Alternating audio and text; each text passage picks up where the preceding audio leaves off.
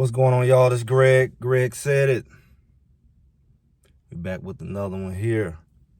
We all know it's Colorado's off season. The schedule's coming out, and we kind of getting an idea of what we're looking like. Not really knowing, what Colorado's going to look like, but really what the other teams are going to look like. But we kind of have an idea, being that this is our second go-around here in this Big 12 conference.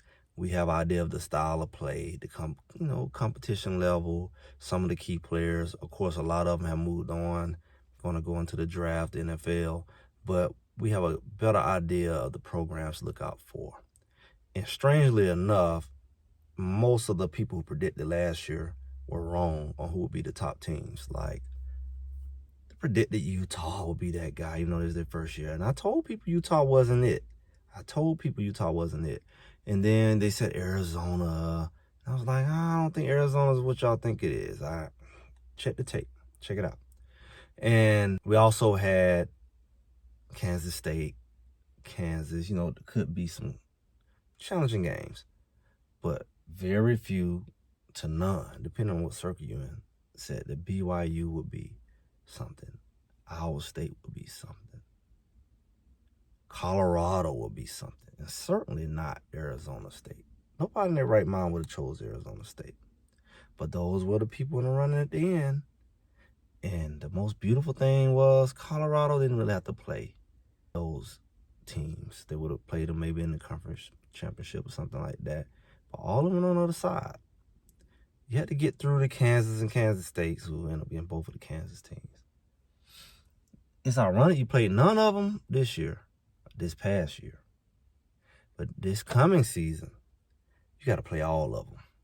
It's interesting how it turns out. Like, the teams that you thought you wanted to play last year, it turns out the ones that be some of the most competitive. Now you really got to play them this year. Now, again, I don't know what the teams look like. I don't know who's returning what. I know BYU's supposed to have a lot of people turning. They're probably going to end up being, after what they did last year, one of the favorites. I think you're going to have to give some respect to Arizona State as well. And Colorado definitely gonna get more respect than last year. What, it was like 12 or something like that. It's a big conference. Somehow you can not play everybody and then play a whole different group next year. That's a big conference. You're talking about Big 12, which you really like, more like the Big 16, right? I'm losing count. But Colorado definitely should be respected as at least a top 5 team this year. None of that disrespect stuff. And that's honestly, I would consider that disrespect. But you definitely don't dare think that Colorado's not in the top 5 after what you've seen this past year. And again, the people looking at that will have more insight on who's going, who's coming. They can play crazy if they want to. But at some point, you're going to have to recognize that Colorado is a contender. Now, you say, okay, Shedeur is gone, Travis is gone. You can play that game if you want. You got a good incoming quarterback group. We have some returning players, have a pretty good portal class, pretty good high school class, right? So at what point do you say, Colorado's a contender? Do you say it now? Do you wait to see in the spring, the summer, or do you wait till the season?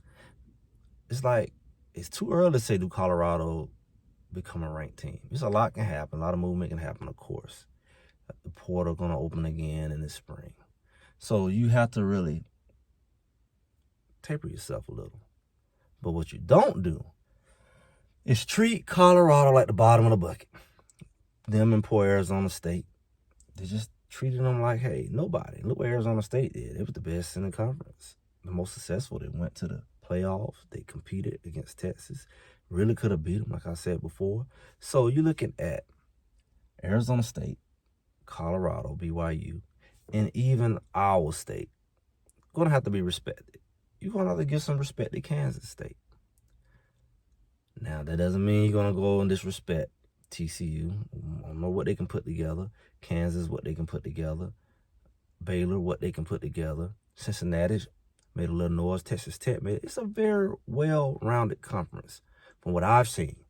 I said in my last video, if you didn't see it, make sure y'all check that out. Because this conference is not as weak as people would like to say. It's not a conference where You know, it's one or two good teams and everybody else sucks. Now I remember when Texas and Oklahoma was there, maybe they felt that way because maybe they was that far ahead. But they can get caught slipping too. And it was competitive amongst the others. And from what I remember, Oklahoma wasn't even in the championship. So I remember Oklahoma State made it. So you got to think about it. They're so busy trying to minimize everybody except the SEC. And now the Big Ten is really somewhat robbing the SEC, really. Because it used to be, they can make it, but they can't beat the SEC team. They've been winning, right? When they get the opportunity, they win it. And then you look at the Big 12, since Texas, Oklahoma left, nobody respect. And then Colorado, that they really got to minimize. Oh, there's nothing, because they win the conference. We can just say it was a nothing conference. And they like to play it against Colorado. But these guys mess around these non-conference games, schedule the wrong guys. And they beat some SEC teams in the, I call it preseason, but before the conference games. Mess around and let more than one team from the Big 12 into the playoff. See what happens. Because I'm more confident, especially looking at it the whole season, looking at other teams. The Big 12 does have the size to compete. They do have the talent to compete. They have good defenses, and they're showing that they have some quarterbacks who can really give you a hard time with that dual threat ability. We've seen it what Georgia Tech did to Georgia. The quarterback's not that great. He's not great of a passer, but he's athletic enough to give you a problem running that ball. And if any conference has that, it is the Big 12. They have big, solid running backs. They have solid offensive lines, and they have quarterbacks who can give you a problem. And they have a good receiving core, and the quarterback's decent enough. I believe that's the team that's going to excel in the Big 12, the highest. And I'm thinking that's Colorado. At least I'm hoping so. Because I believe Salter will be one of the better quarterbacks in the conference with his ability to throw and his ability to run. I think his running ability is up there with the top, and I think his passing ability is even higher than some of them, most of them. I think he's up there in the top 2, 3 in the conference. So with that alone, you have to respect Colorado. All you got to do is make sure they have the right scheme and that the line is blocking for him, which I don't see it should be an issue because of his mobility. And when you look at that defense that they're bringing back, the guys that they're bringing back with the additions, that defense should be at least as good, if not better. And we saw the problems Colorado gave on defense last year. They were putting it together, but they had the most sacks. They were very strong down the stretch, especially on the back half of the season. They kind of had a slow start. We know the weapons they have at receiver. So that defense is going to be the anchor because of the experience that they're bringing back from the secondary. They got a nice little core group coming in at linebacker. We're going to check that out. And that defensive line, it is what it is. They're one of the best in the conference, probably in the country, with the returning players they have in additions. So you have to respect Colorado from my perspective. Now, what the other teams look like, that's yet to be known. But you can't underrate Colorado. Now, it may be too early to say how many games they're going to win, all that good stuff. But I will say this.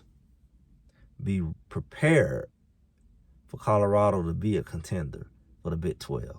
And with that, be prepared for them to be a contender for the playoff, college playoff. Because we know if they win that conference, that's where they're going. Now, I feel like, depending on how everything goes, things doesn't get too crazy, I feel like a couple of these teams should make it, especially if the two best teams actually play in the conference title. And let's say they only have one loss, 2 at most. And the same thing happened in other conferences like the SEC. And one is ranked like 7th and the other one is ranked 11th. They should get in. That's what I'm saying. But we're going to let this thing play out. And like I say, God forbid, we're not rushing this season. I mean, it's already February anyway. We're going to take our time. It's going to come at the rate it should come. Not trying to rush through 2025. I don't know about you, but we're not trying to rush it.